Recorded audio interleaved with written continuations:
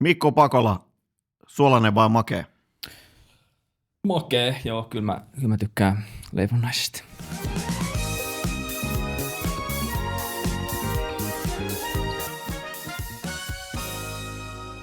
Mahtavaa.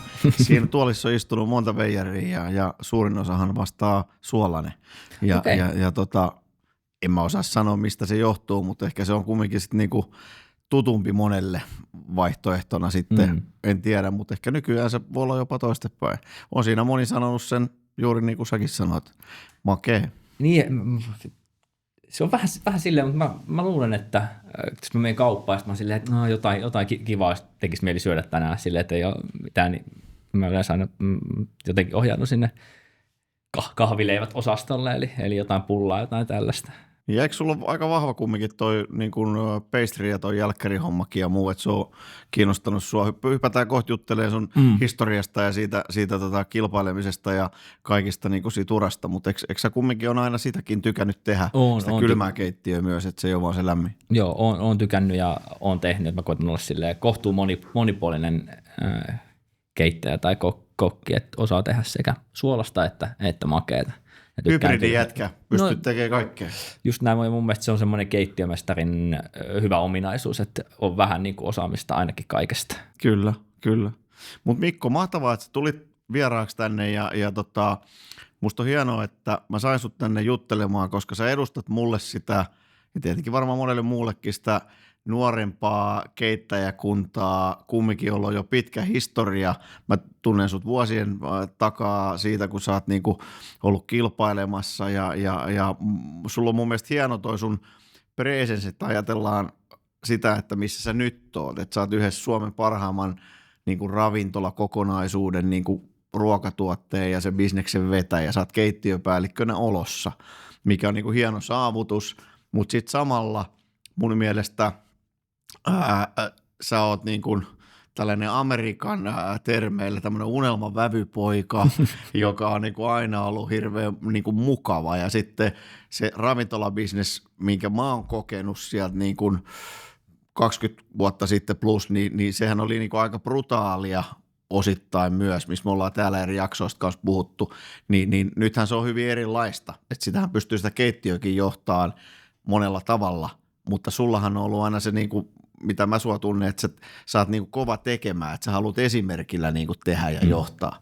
Ja siksi olisi hauska kuulla sun tarinaa, että miten sä oot tähän päättynyt ja mitä sä näet tästä eteenpäin, niin jos sä siitä voit vähän kertoa. Mutta tänään siis jutellaan sun kanssa kastikkeista, jutellaan elämästä, jutellaan sun tarinasta ja vähän meidän alasta. Että tässä ei ole mitään nyt sellaista reunaehtoja, etteikö näistä voitaisiin puhua, Okay. Mukavaa, että oot täällä.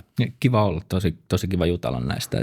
Ja hyvä, kun sanoit tuossa äsken, että on ollut brutaali ja kova meininki, ja mun mielestä oli hauska, kun mä about vuosi sitten aloitin Olon keittiöpäällikkönä, niin sitten mä sain, että tämä on nyt tälle jälkeenpäin kuulla, että tosi moni miettii, että Mikko on varmaan liian pehmeä sinne, että ei se pysty vetämään tuommoista keittiöä, että kun se on niin semmoinen mukava ja kiva, että täytyy olla vähän semmoinen paha jätkä siellä.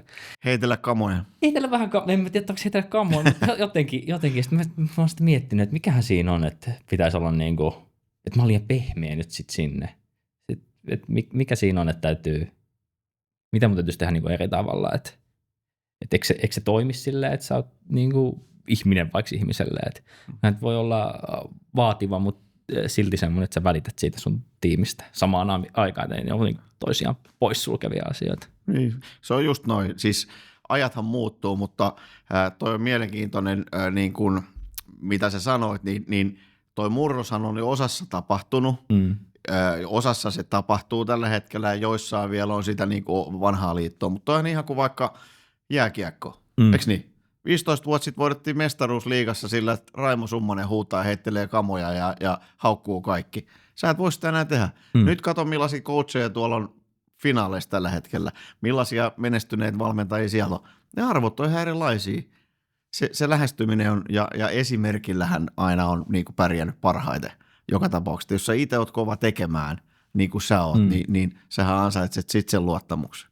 Niin, kukahan se on? Se on joku näistä MM95-joukkueen pelaajista, kun kävi silloin, kun on itse ollut kokkimaajoukkueessa, niin puhumassa meille. Ja mun mielestä se oli hirveän hyvin sanottu siellä, että yleensä sitten kun joku ihminen siinä sun tiimissä on epäonnistunut, niin ei kyllä enää tarvitse sitä keittiömestaria tai valmentajaa kertomaan sille, että sä mokasit äsken, että huomasitteko te kaikki itse asiassa täällä, että hän mokasi äsken, että kun se ihminen yleensä tietää, että mä oon tehnyt virheen, kun niitä sattuu peleissä, sattuu vahinkoja, ei onnistukaan se, mitä sä yritit, tai keittiössä sä koetat tehdä jotain juttua, mitä sä et ole vaikka aikaisemmin tehnyt, tai vaikka olisit tehnyt, ja silti uuni oli liian kovalla, käy jotain, ja sitten se menee pieleen, niin se, että mä tuun kertomaan vielä, että sä oot tehnyt virheen ja oot itse asiassa vähän tyhmäkin ja tyhmän näköinenkin vielä, niin auttaako se mitään? Ei, siis sehän ei todella auta mitään, mutta ehkä sillä jengi on aikanaan niinku peittänyt sitä omaa osaamista, että se on ollut helppo niinku räyhätä, tai niin, se on joku opetettu juttu.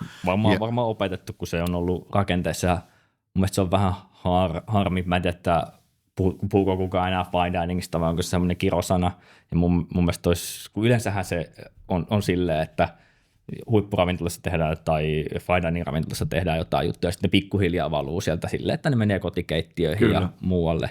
Niin olisi hienoa, että oltaisiin tässäkin esimerkillisiä, että siellä ruvetaan käyttäytyä silleen, kun normaalissa työpaikassa kuuluu käyttäytyä. Kyllä. Ja sitten pikkuhiljaa se menisi siitä muihin ravintoloihin, mutta nyt se on ehkä mennyt takaperoisesti silleen, että jossain semmoisessa pienen tiimin nyrkkipajassa on ollut ihan hyvä meininki, ja sitten tuolla tuommoisessa Michelin ravintolan keittiössä on sitten pitänyt olla vähän ikävää, että se kuuluu jotenkin siihen homman luonteeseen.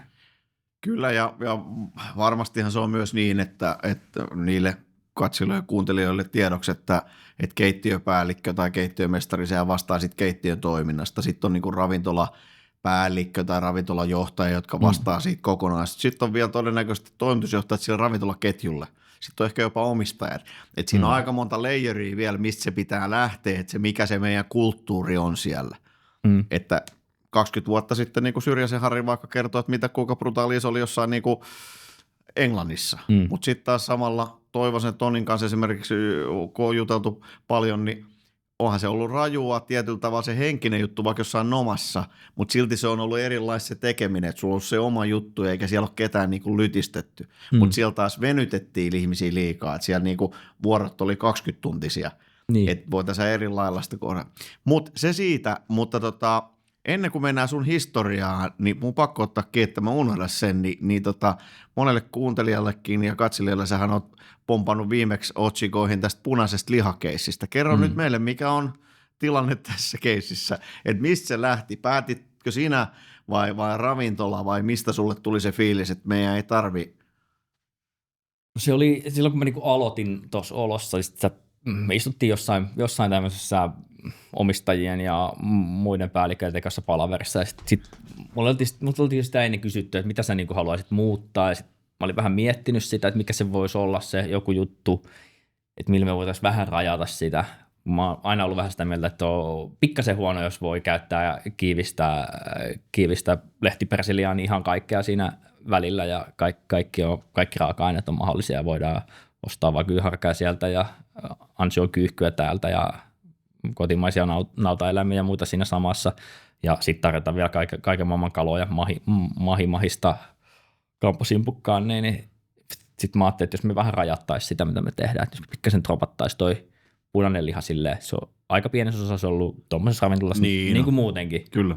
Ja me ollaan siinä, ei olla niin kuin missään landella, että olisi lehmälaidun vaikka siinä jossain aika lähellä, niin sitten mä ajattelin, että siinä on Allas-Siipuuli. Siinä on Allas-Siipuuli ja meri on siinä aika lähellä, niin mun mielestä mä meidän siihen tekemiseen ja mun intohimoihin ehkä vähän enemmän kuuluu tommoinen kala, seafood, kasvikset, jne. En sano, että lihas on mitään pahaa. Ja niin kuin mä jossain sanoinkin, että ruoka on aina hirveän henkilökohtainen asia, että ei tämä nyt ole mikään semmoinen, että minä olen sitä mieltä, että sinun Henkka, sun täytyy syödä vähemmän punaista lihaa. Ei tämä ole semmoinen.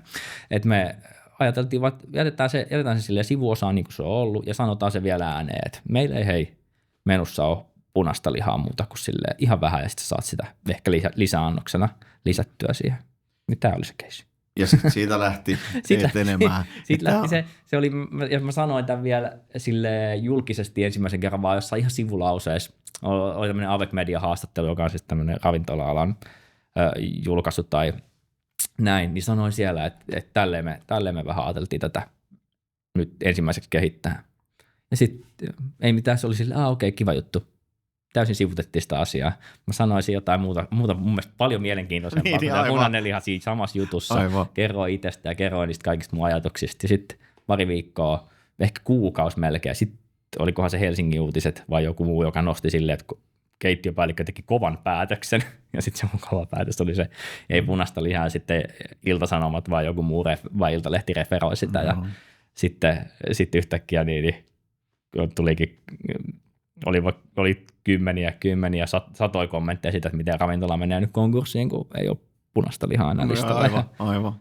Muistatko ei ole koskaan käynyt, mutta en varmasti koskaan tule menemäänkään sinne ravintolaan, koska siellä ei ole kunnon pihviä. Joo, just näin. No mutta tämä nykymaailman menohan on tällainen niin. klikkejä ja muuta. Että... Niin, siihen se vähän johti, eikä siinä mitään. Mun mielestä kaikki näkyvyys on hyvästä. No joo. Että ei me nyt kauheasti heitetty siihen. Mun pomot oli sitä mieltä, että ei heitetä lisää löylyä enää kiukailla. Mä olisin, että nyt on hyvä nyt löylyä. Lisää, niin. Joo, muistatko, oliko tittelinä kohukokki vai julkiskokki? Me tuossa yhdessä jaksossa naurettiin vaan, että kun tuntuu olevan, se ei ole mitään muuta. Ei ole, on kohu, julkis tai huippukokki. Niin. No siinä on ne 3 etutermiä. Joo. Oliko sulla eri lehdissä? Olisikohan se ollut, olisinkohan mä ollut huippuravintolan keittiömestari tai joku tämmöinen. Joo, sitten mun mielestä paras on ollut, jossain oli huippukeittiömestari. Okei, huippukeittiömestari. No niin, se olisi käyntikortissa hyvä. Joo. Joo. Hauskoja titteleitä. Joo, oli pakko vaan ottaa toi, kun se on sellainen, mikä moni on varmaan niin kuin nähnyt tuossa ja pompannut. Ja tosiaan, niin kuin sanoit, niin punainen lihahan on ollut tosi pienessä roolissa tuolla niin kuin fine diningissa ja huippurafloissa nyt jo pitkään. Okei, ehkä jos siitä vielä laskisi punaisesta lihasta niin kuin vaikka riistan pois, niin sit sitä ei ole melkein ollenkaan. Niin kyllä. Että kyllähän moni sillä tekee, että sulla on siellä joku kyyhky tai joku pitkässä menussa. Niin kyllä. Niin kuin maailmalla. Joo, ja sitten se, että onko kyyhky punaista lihaa vai onko se siipikarja, että onko se rinnastettavissa niin enemmän kanaan. Kyllä. Silleen, että meillä on nyt vaikka viiriäinen viimeisenä pääruokana. Okei. No niin, just näin. Mutta siinä se sitten on, että meillä on vähän kotimaiset hanhenmaksaa yhdessä semmoisessa alkusnäkissä silleen, muutama gramma. Et jos joku pitää niitä punaisena lihana silleen, joo, mutta...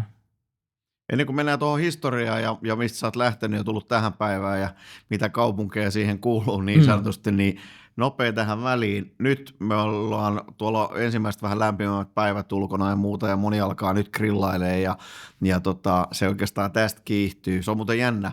Tuolla vähittäiskaupan puolestahan tutkittu, niin se on tuohon juhannukseen asti se semmoinen grillauksen kiima ja sitten se tasoittuu.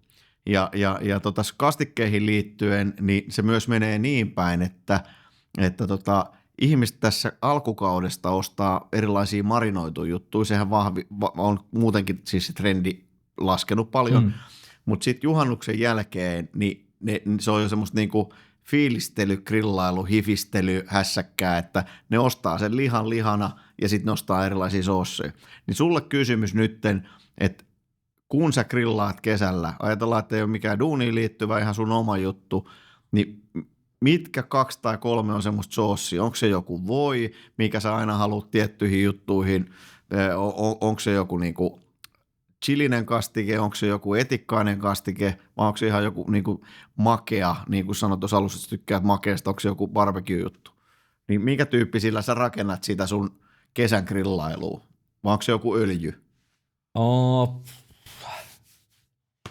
Aika vähän käytetään kyllä marinoitua lihaa himasta tai jossain muuallakin, että se ei ole ehkä se, mä en koskaan siitä ollut. Mun mielestä aina palaa se marinaadi niin, vaan joka kerta niihin, niin kun silleen, että sitten mä tiedän, että jos on sitä maustekastiketta siellä hirveästi, pesisit sen pois, niin sekin kuulostaa hirveän hölmöltä, niin kyllä mieluummin aina noita jälkeenpäin lisättyä sooseja.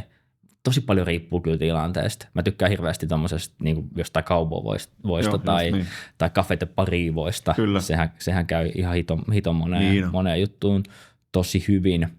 Silloin kun olin tuolla Prasassa töissä, niin tehtiin kyllä monenlaisia hot sauce, kun se aika kivasti sopi siihen avotulimeininkiin, Kyllä, niin kyllä. kyllä mä väitän, että se on niinku semmoinen vähän etikkainen hot sauce, mikä on se mun way to go aina. Et yleensä joku löytyy omastakin jääkaapista aina silleen, että Helppo lisää. no helppo lisää, että sitä voi laittaa vähän kaikkea. Niin, ja sitten on aika laadukkaita monet silleen, että se menee niinku, se ei ole kumminkaan nyt ihan kuin ketsuppia. Ja sitten sä voit, jos sä haluat vähän varjoida sitä, niin lisää sitä soosia jonnekin kermaviiliin tai crème fraîcheen tai majoneesiin ja tekee siitä tulisi taas ihan uusi tuote. Niin, no, se on just näin. Ja moni muukin varmaan samastuu siihen.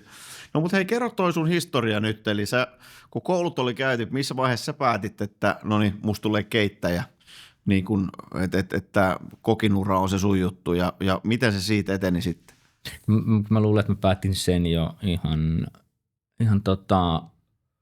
yläasteella, että toi on kyllä sitä, että mä olin katsonut näitä tämmöisiä kokkiohjelmia, missä just oli vaikka Harri Syrjänen ja Aki Valmani ja Hans Välimäkeä ja mitäs muita silloin oli tämmöisiä kovia nimiä ja sitten vähän jotain verkkaisempaa ohjelmaa, mistä oli sitten vaikka Jaakko Kolmonen tekemässä Karjalan piirakoita tai muuta, mutta mun mielestä ne oli hirveän mielenkiintoisia.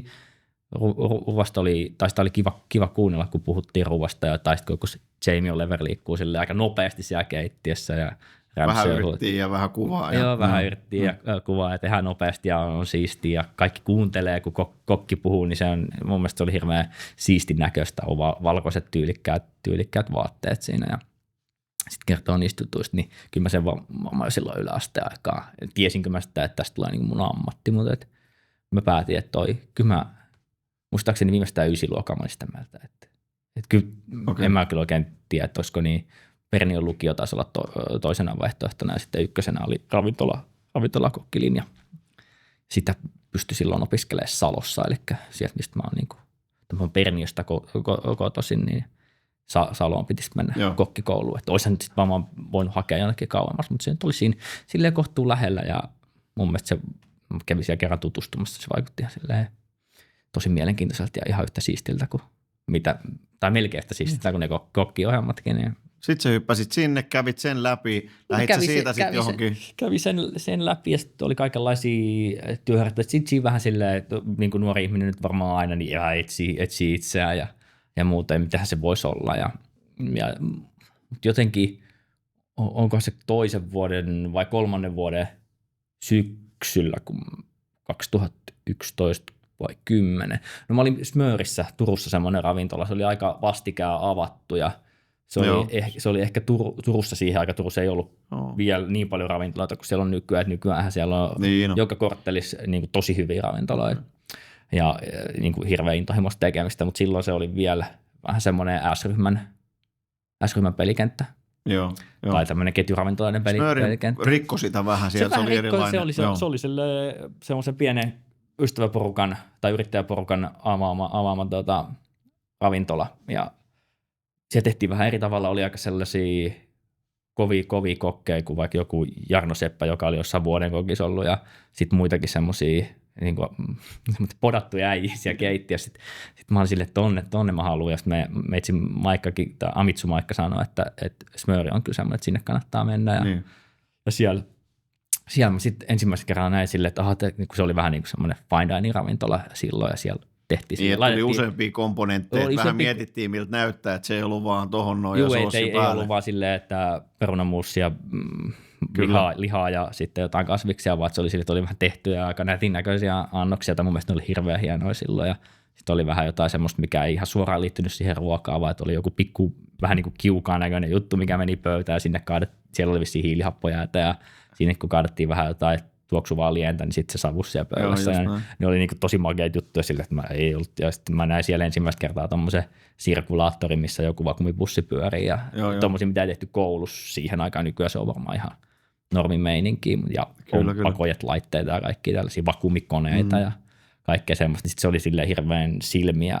avaava. Ja mä olin silleen, että ei vitsi, että tällaista ruokaa mä niinku, tällaisessa ravintolassa mä haluan olla. Tämä on mun maailma, tähän mä haluan kuulua. Niin, tämä on mun pala niinku arkea, tämä on ympäristönä miellyttävä. Ja se oli semmoinen, että kun Salossa kun oli joku ravintola, niin siellä oli ehkä 1-2 kokkia maks töissä, niin siinä oli silleen jo olisikohan siellä ollut jo 4 vai 5 niin kuin kokkia servississä, eli aika iso silleen, ihan eri maailma sille, että siellä on aika iso tiimi, salissa on monta tyyppiä, on keittiömestari ja vuoromestari ja rivikokki ja tälleen näin, se oli niin kuin tosi erilainen maailma ja sitten mä siitä halusin vielä jonnekin eteenpäin ja en oikein voinut enää sitten Saloon mennä takaisin ja Turussakaan ei siihen aikaan niin kuin sanottu ollut mitään muuta mielenkiintoista, niin sitten oli semmoinen Kim Mikkola, joka on kanssa Salossa käynyt saman kokkikoulun kuin minäkin. Erikoismies, niin kuin me kaikki, mutta erikoismies. Joo, erikoismies, niin oli tuolla ravintola Olossa, joka oli just saanut Michelin tähden silloin 2011, niin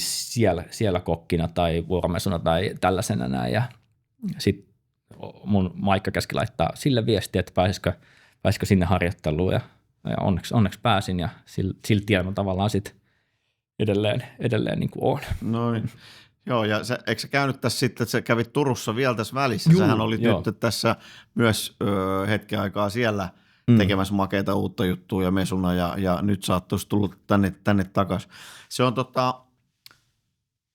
toi on se oikea reitti tietyllä tavalla. Miksi mä sanon oikea reitti, että nyt jos tuolla on ihmisiä, jotka haluaisi niin kuin keittiöalalle, ravintola-alalle ja siihen bisnekseen, niin kyllä mä sanon, että monessa muussakin ammatissa voi se päteä. En osaa sanoa, kun en ole niitä tehnyt työkseni, mutta harkkari ja harjoittelun kautta sä avaat ne parhaat ovet sinne ravintolabisnekseen. Et jos sä oot kunnianhimoinen ja meet harjoitteluun sellaisiin paikkoihin silloin koulun viimeisinä aikoina esimerkiksi, niin silloinhan ne oppii tuntee sut ja sä opit tuntee sen, että onko tämä munlainen mesta.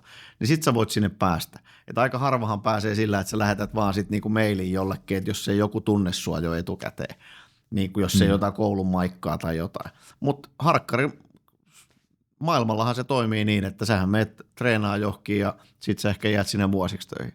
Mutta sulle kysymys vielä, sä kävit ton koulun ja päädyit duunin kautta nyt uusiin duuneihin ja seuraavaan, niin miten sä koet, että olisiko tuohon ammattiin kumminkin joku oppisopimustyyppinen juttu, mikä aikana oli suosittu, niin toimiiko se enää nykyään?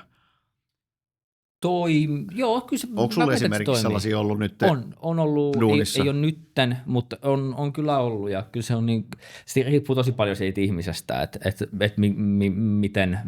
miten se haluaa ottaa sen koulun ja kaiken sen niin kuin tekemisen siellä, että haluatko se niin kuin puskea sitä duunia, sitten tehdä vähän niitä koulujuttuja, koska kaikki siellä on jotain kirjallista edelleenkin, täytyy vähän tehdä, mikä on tosi hyvä, että kokkikin osaa pikkasen ainakin kirjoittaa näin. Ja laskee.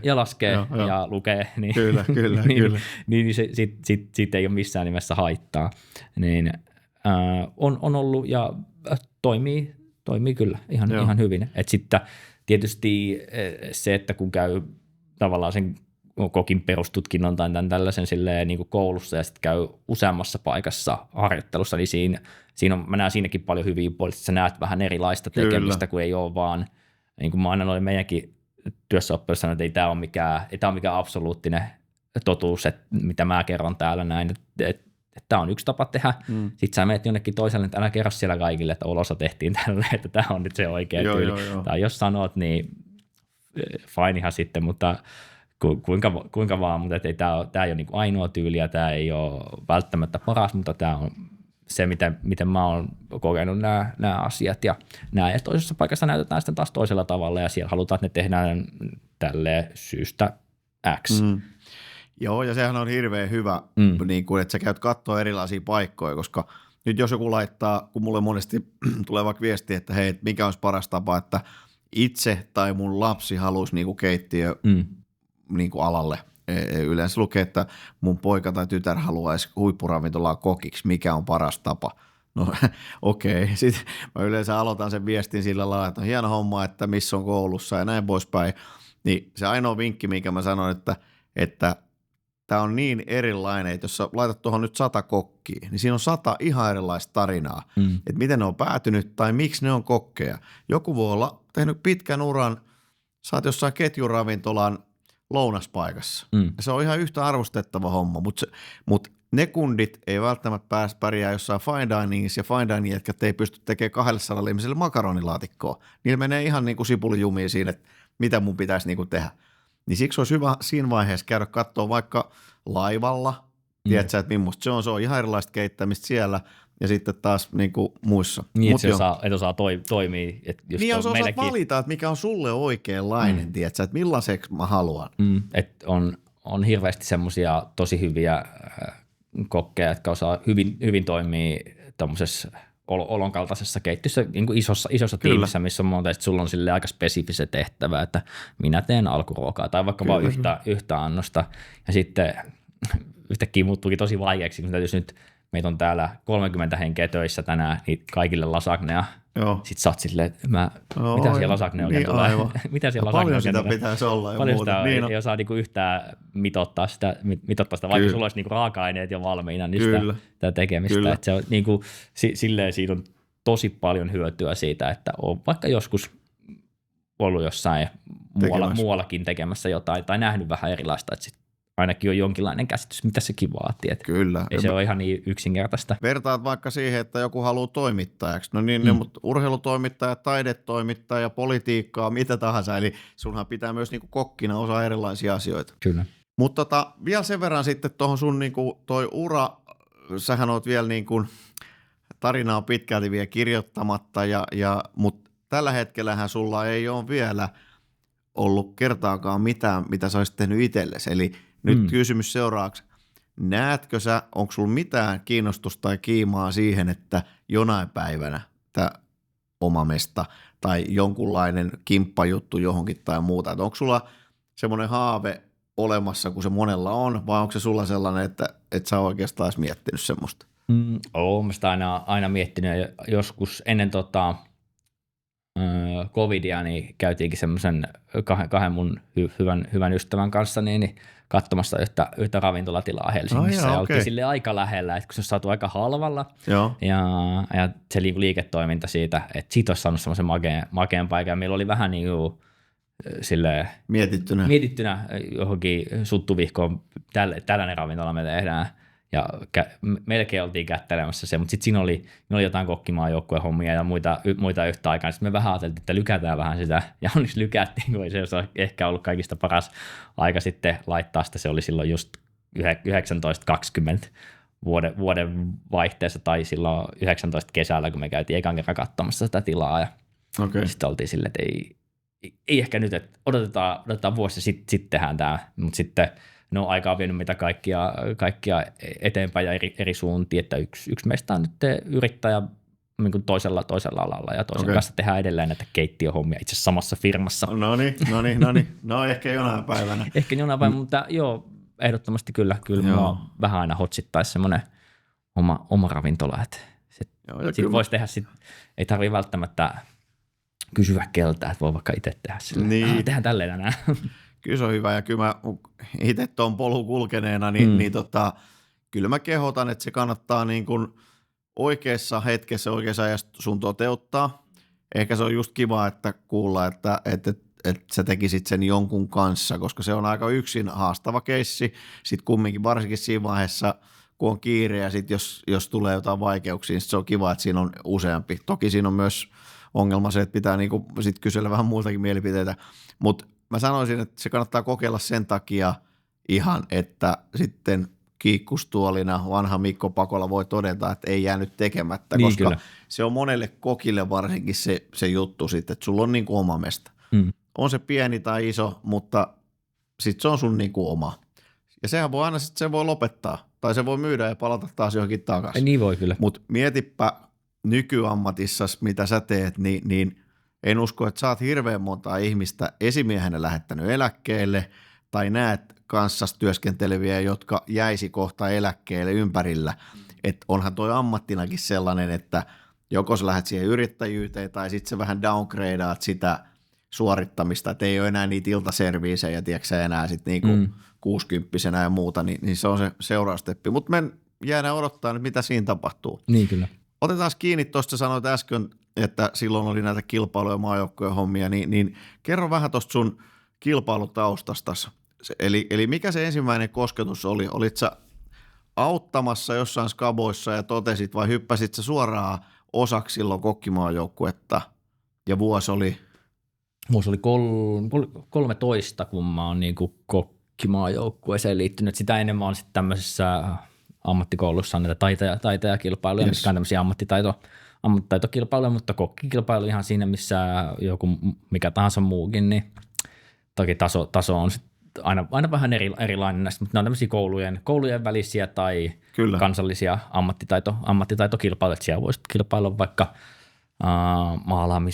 maalaamisessa tai tämmöisessä, mitä pintakäsittelijöitä, nämä on niin kuin pintakäsittelyssä tai hitsaamisessa tai vaikka siinä kokkaamisessa. Yleensä se kokkaaminen syystä tai toisesta on niin kuin se aika seurattu laji siellä, koska sit on helppo silleen vertailla tai ehkä moni ihminen, kaikki syö jotain, niin osaa sanoa. Ja se on kiinnostavaa. On kivan näköistä ruokaa, että ei kaikki ei katso silleen hitsisaumoja samalla tavalla, että onko tämä tehty hyvin vai huonosti, vaikka kyllä ammattilainen todennäköisesti nekin erottaa sitä. Mehän vaan katsotaan, että vuotaako se vai eikö se vuoda. Niin, on hyvä näköinen. Niinpä. menee läpi. Mutta sä teet niitä ja sitten sä hyppäsit silloin niitä ja sitten mitenköhän se meni? Olikohan, silloin haettiin jotain uusia jäseniä kokkimaan joukkoissa, kun sitä toimintaa vähän niin kuin käynnisteltiin uudelleen niin sitten sinne haettiin vähän tämmöisiä nuorempia kanssa ja Tapion Laine, silloinen tämmöinen maajoukkojen niin kuin, mikä hänen titteli oli, joukkuejohtaja. Niin, teki hienoja sokeritöitä. Teki siis todella hienoja. Sokeri- ja suklaatöitä, semmoisia, mitä tosi harva osaa tehdä. Kyllä. Niin kuin Suomessa ja jälkiruokia sitten niin kuin halusi tavata, mutta että joku oli vinkannut entisistä pomoista tai silloisista, niin, että toivoisi olla hyvä kaveri sinne joukkueeseen. Ja sitten mä kävin jossain kahvilla hänen kanssaan ja kysyin, että miksi sä oot niin kuin kiinnostunut tästä joukkueesta. Mä sanoin, että no, tämähän on niin kuin ihan tosi siisti juttu, että mä olin jostain Pirkka-lehdestä lukenut, kun oli Kesko tai K-ryhmä oli silloin sponsori, niin siellä oli aina silleen jotain kokkimaajoukkojen kuulumisia ja jne. Ja siellä sitten Philip Langhoffit ja ketähän siellä oli, Toni Kostean silloisessa joukkueessa, niin kertoi, että millaista se on. Ja sitten siellä oli kuvia niistä semmoisista hienoista annoksista, mitä ne teki kisoissa. Niin sitten kyllä mä sitten halusin niinku mukaan ja sillä se sitten pikkuhiljaa lähti. Monta vuotta sä kerkesit olemaan kokkimaajoukkueessa sitten? Mä olin niin kuin vuodesta 13 vuoteen 16 ja sitten mä olin 18 ja 20 väliin. Sitten oli sellainen pikku tauko siinä välissä. Kokkimaajoukkueen vuosista, niin sanoi yksi mieleenpainuva kisa ja miksi se jäi niin kuin, ja sitten se ei tarvitse olla se annos, mutta mikä susta oli niin kuin upein, mitä te tiiminä saitte, missä kisasta saitte parhaan jutun esille? Nyt 14 ne oli ne ekat kisat, missä oltiin Luxemburgissa. Se oli niin kuin eka semmoinen, niitä sanotaan maailmanmestaruuskilpailuksi. Ja ne oli niin kuin ne ekat, se oli kyllä ihan huippu. Niin se on ensimmäinen sullekin kosketuspinta siihen maailmaan, niin sä näet, mitä se on. Eka, ja sitten mä olisin niin, että kun yleensä joukkueessa on 12-14 jäsentä, ja sitten siinä on se semmoinen 6 henkilön tiimi, mikä on siellä sitten niin kisaboksissa, eli tavallaan suorittamassa. Suorittamassa. Joku voisi sanoa, että ykkösketju tai mikä ketju se nyt sitten onkaan, mutta se, ketä on siellä keittiössä ja muut sitten tekee muita tosi tärkeitä asioita, on niinku auttamassa, pyörittämässä ja on niinku vaihtopelaajia, täytyy olla, jos jollain tulee maahan kipeäksi just siinä kisapäivänä, täytyy olla joku sinne tilalle, että ei voi jättää väliin kisaa sen takia, että yksi on pois eikä vajaallakaan ei oikein voi pelata sitä peliä, niin kyllä ne ekat kisat oli niinku hiton siistit. Oltaisiko me saatu jopa joku kolmas sija silloin. Kyllä siellä oli 2, tehtiin semmoista showpöytää ja sitten tehtiin tämmöistä lämpöistä keittiötä, tai sitä sanotaan hot kitcheniksi, missä tehdään vähän niin kuin, tai Restaurants of the Nation, eli se on niin kuin ravintola ja sitten sinne tulee asiakkaita ja se on servisi 110 henkeä, että on 6-henkinen tiimi tekee 3 ruokaa sille 110 hengelle silleen, että on 5 tuntia käisiä valmistella ja 2 2,5 tuntia käytännössä tarjoilla se setti, niin kyllä se on niin kuin aika kova vetäsy silleen yhteen pötkään ilman mitään isompia pausseja. Mutta se oli hieno kokemus se oli hieno kokemus ja sitten silloin 18, kun 16, kun oli seuraavat, joita sitten sanotaan niin kuin olympialaisiksi, joo. Niin siellä kun sattui niin ilmiömäinen tuuri ja oltiin aika kovaa treenattu sitä, niin treenattiin niihin ensimmäisiinkin kisoihin, mutta se oli toki koko joukkueen niin kuin ensimmäiset, tai suurimman osan jäsenistä niin ensimmäiset kisat, niin joo. Se oli vähän silleen, vielä mentiin katselemaan, miten tämä toimii, ja sitten niin kuin kiristettiin vaan tahtia sinne seuraaviin kilpailuihin. Niin kyllä ne niin kuin molemmat niin kuin tosi onnistuneet suoritukset siellä silleen, että sä katot, meillä on se semmoinen kylmä, se showpöytä, sä katot niin vieresiä pöytiä, että siinä on Ruotsi, mikä Ruotsissa tehdään niin tosi hyvää juttua, ja Norjassa ja muissa Pohjoismaissa, ja sitten näin, katot niitä, ja oot silleen, että vitsi, että meidän pöytä näyttää itse aika pirun hyvältä verrattuna noihin, että noikin on ihan siistejä, mutta kyllä nämä, että miten tämä onkin, miten sitä tälle on kääntynyt, että nämä on niin kuin ihan toisella tasolla tämä juttu, ja sitten ja miten siinä kävi? Siinä kävi sille, että me oltiin niin kuin kakkosia, että Singapore ihan jollain muutamalla kymmenyksellä. Se oli niin kova suoritus teiltä silloin. Se niin kuin vei sen kilpailu, että tämä Hot Kitchen me silloin voitettiin ihan suvereenisti, joo. Mikä oli kyllä myös silleen, että meillä oli siistit ruuat, niin kuin ihan täydellinen keittiötyöskentely, tai vaikka ei olisi ollutkaan ihan täydellinen, niin sitä ei ainakaan kukaan tuomarissa potannut, että muistaakseni meillä on semmoinen yksi tämmöinen pellillinen jotain kamoja lisäkkeitä tippu lattialle siellä jossain kohtaa tai jotenkin silleen tippu jonnekin pöydälle niin, että ne meni vähän silleen irkkeästi, työnnettiin mulle silleen siinä kesken serviisi, että Mikko, voiko sä fiksaa vähän noita, että voiko sä tehdä tosta vielä, että lähtee 6, sitten ne on 12 semmoista vähän hajonnut juttua ja yhdistäneet siihen. Sitten, juu, mä laitan ne ja saatiin tarjoltu ja että kyllä se aika mieletön fiilis niin sen kisasuorituksen jälkeen, kun nyt se on tehty. Ja hienoa. Ei mitään, tämä meni niin hyvin kuin se voi olla ja sitten, että sä saat vielä niin kuin hyvää menestystä siitä, niin kyllä se oli aika siistiä. Makea muisto. Tosi makea muisto. Tuosta kilpailusta sen verran vielä tai kilpailemisesta, niin tämä mitä sä kerrot, kokkimaajoukkue, kisailut ja muut, tämähän on selkeä, tämä on niin kuin tiimihomma, isompi porukka siinä. Vaikka siinä olisi 6, niin siinä on plus 15 tyyppiä voi olla siinä koko staffissa. Mutta sitten niin kun Bocuse d'Orista kun puhutaan, niin kyllähän sitä pidetään sitten tämmöisen individuaali- tai 1-2 ihmisen maailmanmestaruustason kisana. Joo, kyllä. Eikö niin, kun puhutaan sitten, ja siellähän on sitten pitkään hallinnut, toki Pohjoismaat, Suomi ei ole niin palkintopalleille päässyt, eikö niin, pitkään aikaan voisi sanoa, mutta siellähän on Ranska, Tanska, Ruotsi, tällaisia, niin kuin, että hyvin lähellä ollaan.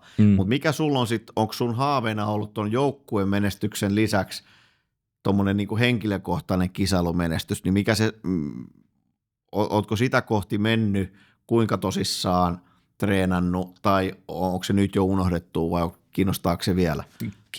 Kiinnostaa joo, että ne kyllä yleensä sille vaatii merkittäviä semmoisia henkilökohtaisia satsauksia, niin kuin totta kai se kokkimaajoukko ainakin sille ajallisesti, vaikka se sitten muu pyöräytetään sieltä sitten joukkueen budjetista, mutta toi Bocuse tai vuoden kokki nyt on semmoinen, mikä on niinku kans oma semmoinen tietynlainen haave, että kyllä se olisi hienoa päästä siihen kovaan jengiin, ketä on niitä vuoden kokkeja, että kyllä se on semmoinen yksi se kiinnostaa suoraan. Se kiinnostaa ja mä oon 2 kertaa nyt pyrkinyt siihen Bocuseen silleen jääden aina kakkoseksi. Joo, just näin.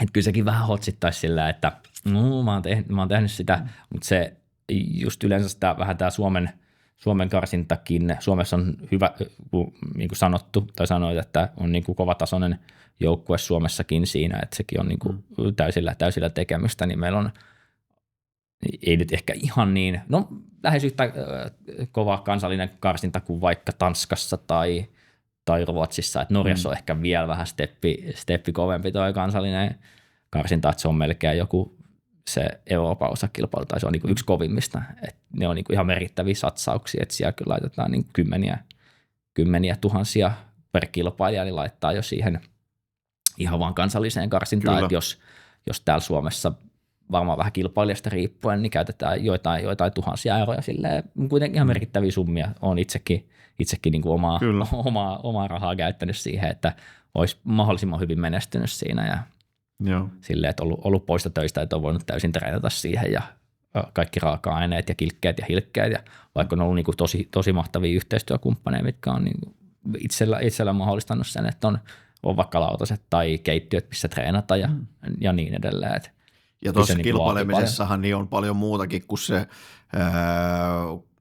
ruoka ja ne ruoan raaka-aineet. Sitten kun tuolla tasolla mennään, niin siellä puhutaan jo siis niinku niistä esille laitto vadeista, astiastoista, kaikista, että siellä käytetään kultaa, timanttia, mitä tahansa siis, että nehän näyttää siis niin kuin kultasepän töiltä ne tietyt annokset, mitä siellä tehdään tai vadit, että eihän silloin enää mitään tekemistä sen kanssa, että okei, tästä tulisi nyt 10 ihmistä syömään, että sehän on tosi hierottu juttu. Joo, kyllä niin kuin puolet siitä on melkein ne tarjoiluastiat siitä Bogustorista, että kyllä.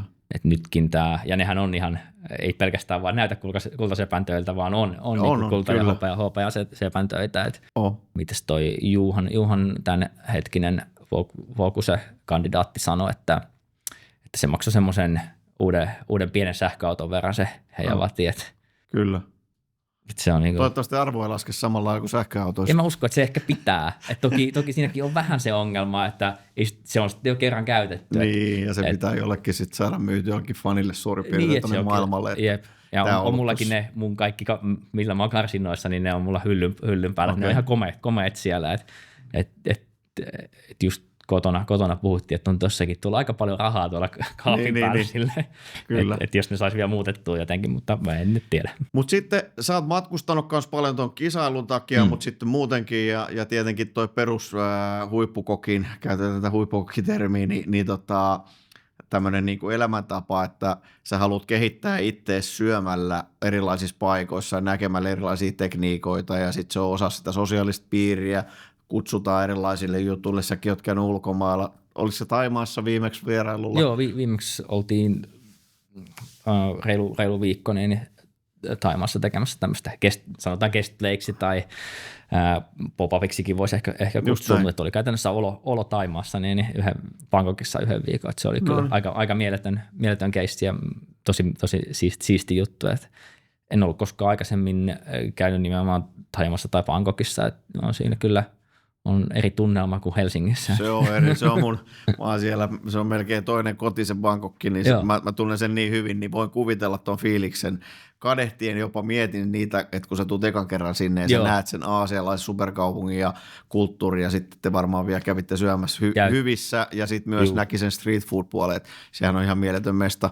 Mutta se, mitä mä olin tuossa sanomassa siitä, että kun sä oot reissannut ja syönyt paljon, niin sanois nyt hienoin ruokakokemus. Ja nyt mä peräänkuulutan sitä, että sen ei tarvitse olla 3 tähden mesta, sen ei tarvitse olla viimeisen päälle safkaa, se voi liittyä myös siihen johonkin tarinaan ja tilanteeseen, miksi sä oot sinne päätynyt, mutta mikä olisi sun sellainen, nyt jos sun pitäisi nopeasti, niitä on paljon, mutta joku sanoo, että mikä sulle on jäänyt mieleen, että vitsi mikä kokemus, että sen dinnerin tai jonkun jälkeen, niin mä katsoin ihan eri lailla tätä alaa tai tätä tekemistä. Toi on itse asiassa aika hyvä. Mä mietin, on moni tosi siistejä juttu, kun on matkustanut ruoan perässä tai sen parissa näinä, että kun on tehnyt näitä kaikenlaisia guestplaytä, että hetkinen on ollut Islannissa, Venäjällä siellä Bangkokissa ja sitten muita tämmöisiä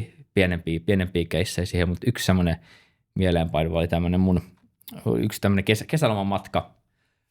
Mentiin Britteihin ja semmoiseen paikkaan vähän tuolta Manchesterista ylöspäin vai alaspäin. No, mutta kuitenkin siellä, hetkinen, onko se sitten länsirannikkoa, niin kuin Grange over Sandy. Semmoinen pieni rannikkokaupunki siellä.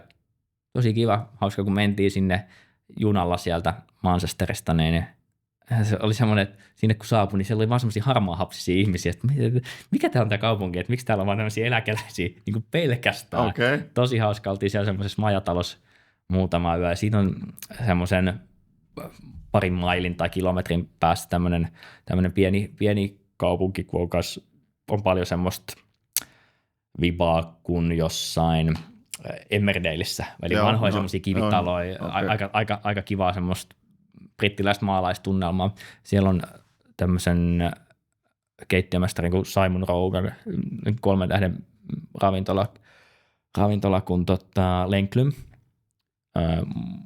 Monta vuotta ollut yksi maailman parhaista, brittien parhaista ravintoloista. Ja tosi siisti silleen, että ne kasvattaa ison osan kaikista tarjoamistaan vihanneksista, vaikka siinä ihan ravintolan lähellä. Joo, takapihalla, ja se on niinku silleen ihan pro-meininki. Et sanoiko se, että me saatiin vielä semmoinen yksityiskierros siellä niiden puutarhassa, mikä oli myös niinku mieletön juttu silleen, että se onnistuu vaan, kun mä kävin juttelemassa, silloin niillä on 2 ravintolaa siellä siinä samassa kylässä, jossa asuu, mitä siellä asuu, 5000 henkeä. Joo. Siinä on Perniön kokoinen paikka. Niin. Perniössä on käenpesä ja teepä Perniö tollainen, niin ei käy ketään. No, tämä Suomi on vähän eri. Harmi, toivottavasti jossain kohtaa ollaan siinä samassa pisteessä. Toki ollaan ei vähän. Ei me Mikko olla, me ollaan Suomi. Sitten kun meillä asuu, paljon Briteissä asuu ihmisiä, joku Lontossakin asuu enemmän kuin koko Suomessa, niin on vähän eri markkina. Mutta siellä toisessa ravintolassa, kun käytiin täällä Rogan & Go'ssa syömässä, ja siinä sitten vaan yseltiin ravintolapäällikön kanssa ihan silleen auditpuluun, ne vaan niinku tajusi yhtäkkiä, että nämäkin olette ala-ihmisiä näin, ja sitten mistä te olette yötä, että me oltiin tuossa teidän majatalossa nyt yksi yö, mutta me mennään takaisin tuonne Grange Over Sandyin, ja sitten huomenna me tullaan katsoa sitä teidän hienoa puutarhaa. Sitten tuli vaan silleen, että okei, miltä olette menossa sinne? Sitten me oltiin vaan silleen, että varmaan tuossa menee tuo joku paikallisliikenteen bussi, että varmaan sillä. Sitten on vaan silleen, että ette te nyt semmoiseen voi mennä. Sitten mä oon silleen, että ihan sillä me tultiinkin tänne, että ei se nyt ole mikään ongelma. Ja se on vaan pari kilsaa, että ei ole paha.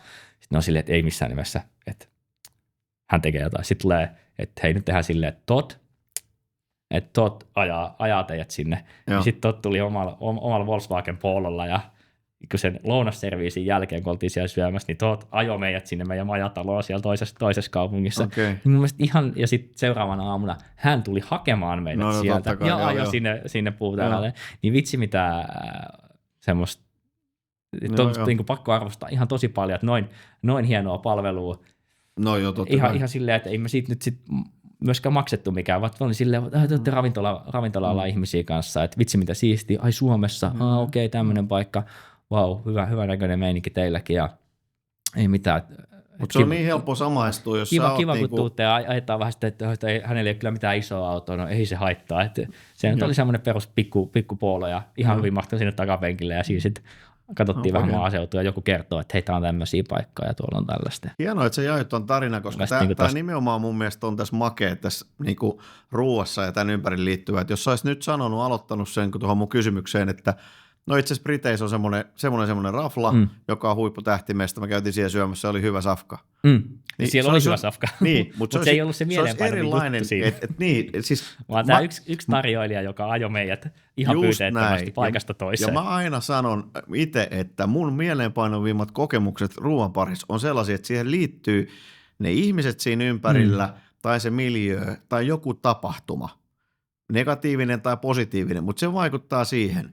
Se ruoka on keskiössä, on tärkeä, mutta se kokemus, mikä sulle jää muistijälkiin, siihen liittyy just tällaiset asiat. Ja sen takiahan nämä tämmöiset niinku faa-viikkenit ja muut, tiiäksä, missä sä meet sinne ja sä yövyt siellä ja sulle tuodaan teet ja kahvit ja aamujutut, niin mä uskon, että toi on tulevaisuuden sitä niin kuin fine diningia, että tullaan tekemään tollaisia. Ja mä en usko, että se tulee siellä Perniössä toimimaan, mutta se voi toimia jossain muualla.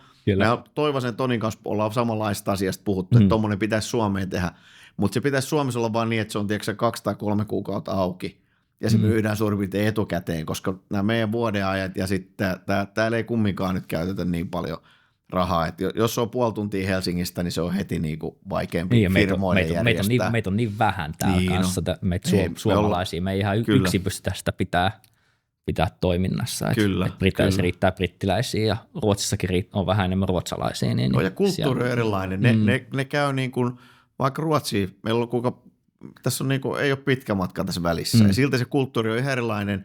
Siellä syödään niinku ravintoloissa melkein joka päivä, se on ihan ok. Suomessa vielä tarvitsen, että sulla on syy juhlia, että sä syöt vähän paremmin tai jotain. Ja se arkikin. Mutta sä oot nähnyt myös tietenkin sen onko olossa muuten teillä vielä siis se gardenin puoli, mikä oli ennen? Eli onko siellä vielä tämä fine diningista vähän laskettu versio? Joo, meillä on se toki tälleen vaan ryhmille, niin, että ei olla covidin jälkeen avattu sitä. Että just eilen itse asiassa, kun oli tämmöinen kehityskeskustelu mun esihenkilön kanssa, niin puhuttiin siitä ja mä sanoin, että mun mielestä se on sääli, että se on pikkasen silleen vajaa käytöllä, että se on vaan niille ryhmille, että olisi siisti, kun sinne voisi kuka vaan tulla. Ja ollaan nyt itse asiassa tekemässä tämän kuun lopussa semmoinen street food juttu siellä. Sitten siellä on niinku, voi pistäytyä, vetää, kokeillaan vähän semmoista, että toimisikohan tämmöinen konsepti täällä ja mikä siellä voisi toimia. Vai toimiiko siellä vaan semmoinen pop-up-henkinen juttu, mutta et siistiä, että saadaan vähän muutakin käyttöä siihen tilaan. On kyllä. Makeasta keittiöstä pakko ottaa nyt kiinni, kun siitä aloitettiinkin ja tuolla ekalla kysymyksellä, niin mikä on sun suosikki makea kastike? Nyt ei saa olla mikään musse tai vaahto, vaan et mikä sun mielestä se on? Onko se näistä klassikoista joku suklaapohjainen, onko se niinku karamellipohjainen, onko se niinku kinuskitoffeja, tykkäät sä tommosesta makumaalasta vai onko se joku hedelmiin ympärille rakennettu, tosi hapokas? No ehkä crème pâtissière on semmoinen, niin, tai crème diplomaat, eli patissieri, mihin lisätään vatkattua kermaa, niin ne on varmaan ne mun semmoiset suosikit. Niin, no nehän on, sä voit niiden ympärille rakentaa mitä vaan, onhan ne niinku huippukamaa. Joo, se on niin. Eli oot sä jäätelömiehenäkin, niin huippu vaniljajäätelömies vai joku maku? Kyllä mä oon vähän pro vanilja, että jos jätskikiskallekin menee, niin vanha ja vanilja on yleensä se mun way to go. Että kyllä mä vähän hulluttelen sitten jollain mangomelonia. Mutta mä jostain syystä tykkään niistä perinteisistä mausta siellä, että nämä on maistunut lapsena, ne maistuu edelleen. Että mä en ehkä mitään semmoista tämän kesän uutuusmakua, mutta rommirusinaankin on myös vaikka tosi hyvä. Ja nehän on niinku hyviä, että Suomessahan me ollaan niinku jätskeissä, jos puhutaan, niin teollinen jätskikin on aika niinku, se saat aika hyvää jäätelöä jo, koska näitä on niinku pienempiäkin toimijoita. Et silloin, kun mä oon ollut junnu, niin eihän kaupasta saanut mitään muut, kun sait niinku sen tiiliskivipölky ja trio-versiona tai mansikkana tai vaniljaa tai suklaana tyyppisesti. Toki ei tullut niitä paljon syötyä, ja se murtui oikeastaan silloin, kun tuli Mövenpick ja tämmöiset ruotsalaisia ja muita ulkomaisia brändejä, missä oli sokeritaso ihan erilainen. Ja sokeritasohan vaikutti tietenkin siihen kovuuteen, että nehän oli myös pehmeämpiä ja jengi alkoi fiilistellä. Nythän tuolla on vaikka mitä jätskejä, kun katsotaan sesonkimakujakin, niin siellä on tosi hienoja. Niin, siellä on kuusenkerkästä pistaa siinä ja kaikkea siltä väliltä, että se on tosi makeata. Kyllä. No miten Mikko, miten sä näet tästä eteenpäin? Sä sanoit, että ehkä voi olla oma rafla jossain vaiheessa ja maailman tilanne, me tiedetään, että tämähän muuttuu koko ajan, että jopa fine dining puolella niin voi yhtäkkiä varauskirjat mennä lähes nolliin sen takia, että tuolla on erikoismiehet Jenkeissä ja muualla, jotka päättää kaiken näköistä jutusta, että tässä tässä ruokabisnesalallahan se näkyy aika nopeasti, että mitä ihmiset niin käyttää rahaa, mutta fine diningissa tietenkin, kun siellä on se yrityspoka niin sanotusti olemassa, ihmisiä pitää viedä ja on syytä niin kuin juhliin, niin mikä sä näkisit, että on seuraava semmoinen suuntaus? Sä puhuit äsken, että teette street food pop-upia ja muuta, niin minkä tyyppinen? Mennäänkö me takaisin niin kuin raskaampaan ruokaan, mennäänkö me kevyempään? Onko se, että se oikeasti se punainen lihakäyttö vähenee vai nouseeko kala? Onko sulla mitään tämmöistä fiilistä vähän niin kuin hantsia, että mihin me oltaisiin menossa? Tai olisikin semmoinen hopealuoti, että tietää, että mikä tulee seuraavaksi, mutta mä väitän, että kyllä se semmoinen edelleen tämmöinen jonkunlainen luksuksen tavoittelu niin kuin pysyy, tai sen tarjoaminen, mitä mekin tietyllä tavalla ollaan. Mehän tarjotaan niin kuin huippupalvelua, huippuruokaa, huippuraaka-aineista hienossa miljöössä, että se kyllä pitää pintansa varmasti vuodesta toiseen. Sitten on tietysti hienoa nähdä, että me pikkuhiljaa, vaikka sä sanoit, että, ja mikä on ihan totta, niin ollaan vähän takamatkalla aina Ruotsiin, niin kyllä täälläkin, jos vaikka seuraa Suomea, niin